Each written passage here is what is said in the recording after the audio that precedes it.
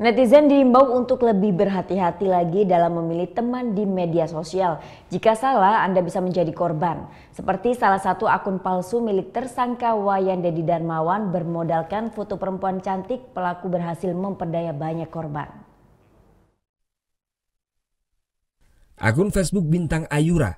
Inilah akun Facebook palsu buatan Wayan Dedi Darmawan, pemuda berusia 28 tahun yang kini menjadi tahanan Polda Bali. Bermodalkan foto-foto perempuan cantik, akun Facebook palsu ini berhasil memperdaya korban yang sebagian besar laki-laki. Jumlah pertemanannya pun mencapai 4.000 akun.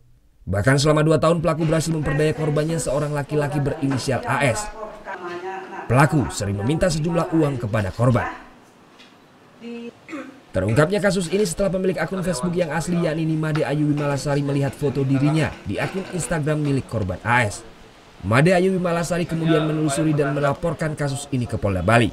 Jadi ini tidak saling kenal karena memang pelaku mengambil foto-foto dari beberapa akun ataupun dari akun ini dengan modus untuk menjerat korban dengan rayuan sebagai pacarnya atau nanti meminta pulsa ataupun meminjam uang dan sebagainya.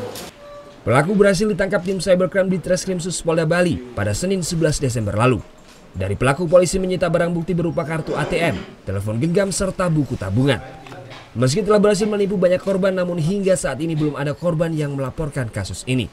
Petugas menduga para korban enggan melapor kasus penipuan ini karena merasa malu. Pelaku yang bekerja sebagai karyawan di sebuah villa ini dijerat dengan Undang-Undang ITE dan terancam hukuman maksimal 12 tahun penjara. Surya Sanjaya melaporkan untuk NET.